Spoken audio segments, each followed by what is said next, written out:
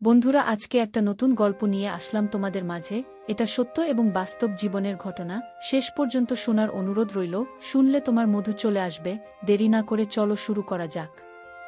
গভীর রাতে ঘুমের মধ্যে আমি অনুভব করলাম কেউ আমার সাথে যেন ভিন্ন রকম কিছু করার চেষ্টা করছে। এরকম পরিস্থিতিতে হঠাৎ করে আমার ঘুম ভেঙে যায়। আমি ঘুম থেকে উঠে দেখি কাকিমা আমার সাথে কেমন জানি করছে। আমি বললাম, কাকিমা, আপনি আমার সাথে কি করছেন? কাকিমা আমাকে বলল, আমি তোমার সাথে কি করছি? তুমি দেখছো না তুমি এত কথা বলছো কেন? আমি যা করছি তুমি আমাকে তা করতে দাও। কাকিমার ধমকে আমি খুব ভয় পেয়ে গেলাম। আমি বললাম, আচ্ছা ঠিক আছে কাকিমা, তোমার যা মন চায় তা কর। তারপর হঠাৎ করে কাকিমা যেন একটু উন্মাদ হয়ে গেল। উন্মাদ হয়ে কাকিমা এই জল বৃষ্টির রাতে আমার সাথে যা করল তা শুনলে বন্ধুরা তোমাদের মাথা গরম হয়ে যাবে। বন্ধুরা, গল্পটি অনেক অনেক ইন্টারেস্টিং। আশা করি গল্পটি শুনিয়ে তোমরা অনেক মজা পাবে। বন্ধুরা, তোমাদের নিকট আমার ছোট্ট একটি অনুরোধ, তোমরা দয়া করে আমার চ্যানেলটিকে সাবস্ক্রাইব করে আমাকে সাপোর্ট করবে। হ্যালো বন্ধুরা, আমি ফারদিন, এটা আমার ছদ্মনাম। বর্তমানে আমার বয়স 25। আজকে আমি তোমাদের মধ্যে যে গল্পটি বলল, তখন আমার বয়স ছিল 13 কিংবা 14। আমার কাকা ছিল একজন ছোটখাটো ব্যবসায়ী। মাঝে মধ্যেই কাকা যখন ব্যবসার কাজে বিভিন্ন জায়গায় চলে যেত, তখন 3 দিন 4 দিন, এমনকি 1 সপ্তাহ পর্যন্ত বাইরে থাকত। যখনই কাকা বাড়িতে থাকত না, তখনই কাকিমাদের বাসায় আমাকে থাকতে হতো। কারণ এক হচ্ছে, কাকিমার বিয়ে হয়েছে মাত্র বছর 2 হয়েছে, কাকিমা এখনো কোনো সন্তানাদি হয়নি। 2 হচ্ছে, কাকিমা একলা একলা থাকতে অনেক ভয় পেত। কাকা যখন ব্যবসার কাজে বিভিন্ন জায়গায় চলে যেত, বাড়িতে আসতে পারত না, তখন কাকিমা একলা একলা রাতে থাকতে পারত না, খুব ভয় পেত। আমাদের বাড়িটা খুব নির্জন ছিল। আমাদের বাড়িতে আর কোনো ছেলে মেয়ে ছিল না। আমার কাকা তো সবে মাত্র কিছুদিন হয়েছে বিয়ে করেছে, আর আমি আমার বাবার একমাত্র সন্তান। আমাদের কোনো ভাইবোন ছিল না। আমাদের বাপ চাচারা মোট 2 জন, আমার আব্বু এবং আমার কাকা, অর্থাৎ এক কথায় বলতে গেলে এই বাড়িতে 14-15 বছরের ছেলে যদি থাকে, তাহলে শুধুমাত্র আমি। রাত্রে কাকিমা যখন একা একা বাসায় থাকত, তখন কাকাই আমাকে বলতো যে, তোর কাকিমা একা একা থাকলে সে অনেক ভয় পায়। বাড়িতে তো আমাদের অন্য কোনো মানুষ নাই। তুই আমাদের ভাইয়ের ছেলে হলে কি, আর আমার ছেলে হলে কি? তুই তো আমাদের একমাত্র ছেলে। তুই তো জানিস যে আমি একটা ছোটখাটো ব্যবসা করি। আমাকে মাঝে মধ্যেই ব্যবসার কাজে বাইরে থাকতে হয়। যখন আমি বাইরে থাকি, তখন তুই আমাদের বাসায় থাকবে। কারণ তোর কাকিমা রাত্রিবেলা একা একা থাকতে পারে না। আর তাছাড়াও তোর কাকিমা প্রেসারের রোগী। আমি যখন বাড়িতে থাকব না, তখন তুই আমাদের বাসার গেস্ট রুমে থাকবে। আর তোর কাকিমার কাছ থেকে টাকা নিয়ে যা বাজার সদাই লাগে সবকিছু করে দেবে। আর তোর কাকিমা দেখাশোনা করবে। ঠিক আছে? আমি বললাম, ঠিক আছে কাকা, কাকিমার যা যা বাজার লাগে সবকিছু আমি করে দেব। এ নিয়ে তুমি কোনো চিন্তা করো না। তারপর থেকেই বন্ধুরা, কাকা যখন বাড়িতে থাকতো না, তখন কাকাদের এখানে আমাকে থাকতে হতো।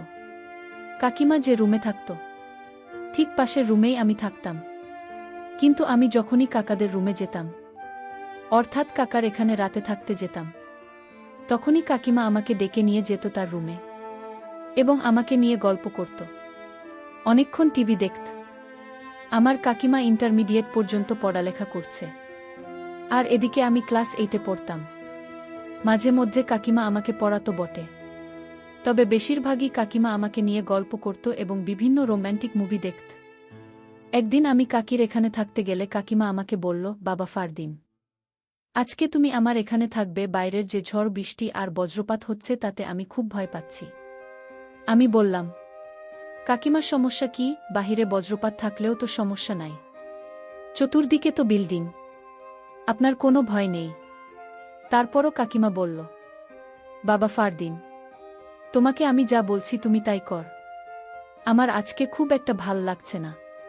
তুমি আজকে আমার পাশে থাকবে, তা না হলে আমার খুব খারাপ লাগবে। আমি বললাম, আচ্ছা ঠিক আছে কাকিমা, তোমার যেহেতু খারাপ লাগছে, তাহলে তো নিশ্চয়ই তোমার পাশে আমাকে থাকতে হবে। কিছুক্ষণ পর কাকিমা আমাকে বলল, বাবা ফারদিন, অনেকদিন ধরে তোমার সাথে আমার গল্প গুজব আড্ডাবাজি হয়নি। আজকে তোমাকে নিয়ে আমি অনেক আড্ডা দিব। আমি বললাম, কাকিমা আমি খুব একটা বেশি আড্ডা দিতে পছন্দ করি না। তারপর কাকিমা আমাকে বলল, আজকে আমার সাথে তোমাকে আড্ডা দিতেই হবে। কাকিমার অনেক জোরাজুরিতে আমি আড্ডা দিতে রাজি হয়ে গেলাম। তারপর আমি বললাম, কাকিমা আমি তোমার সাথে আড্ডা দিতে রাজি আছি, কিন্তু আমার একটা শর্ত আছে। কাকিমা আমাকে বলল, বাবা ফারদিন কি শর্ত তোমার? আমি বললাম, কাকিমা আমার আব্বুকে আমি অনেক দিন ধরে বলছি আমাকে একটা মোবাইল কিনে দিতে, কিন্তু আমার আব্বু আমাকে কোনো মোবাইল কিনে দেয় না। কাকিমা তোমার সাথে আমি সারা রাত ধরে আড্ডা দেব, তুমি যতক্ষণ মন চায় তখন আড্ডা দিব, কিন্তু তোমাকে আমার একটি মোবাইল কিনে দিতে হবে। আমার কথা শুনে কাকিমা হা হা করে একটা হাসি দিন। আমি বললাম, কাকিমা তুমি হাসলে কেন? তারপর কাকিমা আমাকে বলল, আরে ফারদিন, এটা কোনো ব্যাপার হলো? তোকে আমি কালকে একটা মোবাইল কিনে দিব, কিন্তু আমার একটা শর্ত আছে। যদি আমার শর্তটা তুই মানতে পারিস। আমি বললাম, কাকিমা তোমার আবার কিসের শর্ত? ঠিক আছে, যদি তুমি আমাকে মোবাইল কিনে দাও তাহলে তুমি যে কোনো শর্ত দাও, আমি মেনে নেব। তারপর কাকিমা বলল, আচ্ছা ঠিক আছে, তাহলে আজকে রাত্রে আমি যা বলি তোমাকে তাই করতে হবে। আমি বললাম, আচ্ছা ঠিক আছে, যদি তুমি আমাকে মোবাইল কিনে দাও তাহলে তুমি যা বলবে আমি তাই করব। এভাবে কাকিমার সাথে কথা বলতে বলতে গল্প করতে করতে সময় কেটে যাচ্ছে, কখনো তা বলতে পারতেছি না। গল্প করতে করতে আমি লক্ষ্য করলাম কাকিমা আমার দিকে কেমনভাবে যেন তাকিয়ে রয়েছে। কাকিমার তাকানোর মধ্যে যেন একটা রহস্য লুকিয়ে আছে। আমি বললাম, কাকিমা যা মন চায় তা করুক, কাকিমা যা বলে আমি তাই করব, এর বিনিময়ে তো আমি একটা মোবাইল পাব। এই ভেবে কাকিমা শর্তে রাজি হয়ে গেলাম। তারপর আমি কাকিমাকে বললাম, কাকিমা এবার বলো তোমার সত্যটা কি? কাকিমা বলার ফারদিন, এত তাড়াহুড়া করেছে কেন? আস্তে আস্তে তোমাকে আমি সব বলছি আমার যে কি শর্ত, তা তুমি রাত হলেই বুঝবে। এবার চলো আমরা শুয়ে পড়ি। আর এদিক দিয়ে প্রচুর ঝড় বৃষ্টি হচ্ছে বাহিরে। কিছুক্ষণ পর কাকিমা আমাকে বলল, বাবা ফারদিন, আজকে আমার খুব খারাপ লাগছে। এই যে এমনটা নাও, এই মলমটা নিয়ে আমাকে একটু আমার মাথায় মালিশ করে দাও, তাহলে মনে হয় একটু ভাল লাগবে। তারপর আমি আর কি করব, বাধ্য ছেলের মতো হয়ে আমি কাকিমার মাথায় মালিশ করতে শুরু করলাম। একদিকে আমি মালিশ করতেছি, আরেকদিকে কাকিমা কেমন জান অদ্ভুত অদ্ভুত আওয়াজ করতেছে। আমি বললাম, কাকিমা তুমি এরকম অদ্ভুত আওয়াজ করছো কেন? কাকিমা বলল, আরে বাবা তো এটা বুঝবে না, তোকে যা বলছি তাই কর। আমি বললাম, ঠিক আছে কাকিমা। এই বলে বাধ্য ছেলের মতো কাকিমা শিখানো অনুযায়ী আমি তাকে মালিশ করতে শুরু করলাম। এভাবে মালিশ করতে করতে কাকিমা হঠাৎ করে ঘুমিয়ে পড়ল। আমিও ঘুমিয়ে পড়লাম। গভীর রাতে ঘুমের মধ্যে আমি অনুভব করলাম কেউ আমার সাথে যেন ভিন্ন রকম কিছু করার চেষ্টা করছে। এরকম পরিস্থিতিতে হঠাৎ করে আমার ঘুম ভেঙে যায়। আমি ঘুম থেকে উঠে দেখি কাকিমা আমার সাথে কেমন জানি করছে। আমি বললাম, কাকিমা আপনি আমার সাথে কি করছেন? কাকিমা আমাকে বলল, আমি তোমার সাথে কি করছি তুমি দেখছ না? তুমি এত কথা বলছো কেন? আমি যা করছি তুমি আমাকে তা করতে দাও। কাকিমার ধমকে আমি খুব ভয় পেয়ে গেলাম। আমি বললাম, আচ্ছা ঠিক আছে কাকিমা, তোমার যা মন চায় তা করে। তারপর হঠাৎ করে কাকিমা যেন একটু উন্মাদ হয়ে গেল। উন্মাদ হয়ে কাকিমা এই জোর বৃষ্টির রাতে আমাকে তার সাথে তাল মিলাতে বলল। অর্থাৎ সে যা যা আমাকে বলল আমি তাই যেন করতে লাগলাম। কারণ আমি যদি কাকিমার কথা না শুনি তাহলে তো কালকে কাকিমা আমাকে মোবাইল কিনে দেবে না। একটা মোবাইলের আশায় কাকিমা যা বলছে আমাকে তাই করতে হয়েছে। তারপর কাকিমা আমার সাথে এরকম ধরনের কাজ করতে লাগল, যার ফলে আমার অবস্থা খুব খারাপ হয়ে যেতে লাগল। তারপর আমি কাকিমাকে বললাম, কাকিমা তুমি আমাকে যে কাজ করার ইঙ্গিত দিচ্ছে সেটা করা কি ঠিক হবে? কাকে জানতে পারলে মনে কষ্ট পাবে। তারপর কাকিমা আমাকে বলল, ফারদিন তোমার কি মোবাইল লাগবে না? আমি বললাম যে কাকিমা লাগবে। তোমার যদি মোবাইল লাগে তাহলে তোমাকে আমার সাথে আজকে একটা কিছু করতে হবে, তাহলেই কেবল তুমি মোবাইল পাবে। তারপর কাকিমা আমার সাথে এমন কিছু করো যে আমার মুখের ভাষায় প্রকাশ করা অসম্ভব। আমিও তখন নিয়ন্ত্রণ হারিয়ে যা করার তাই হলো। তারপর কাকিমার ইচ্ছামতো আমার সাথে অনেকক্ষণ বিনোদন করল। তারপর একটা পর্যায়ে তিনি ক্লান্ত হয়ে গেলেন। তারপর আমি কাকিমাকে বিনয়ের সাথে বললাম, কাকিমা, কাকার সাথে কখনো এরকম কিছু বলবেন না। আপনাকে অনুরোধ করলাম, কাকে জানতে পারলে আমাকে মেরে ফেলবে।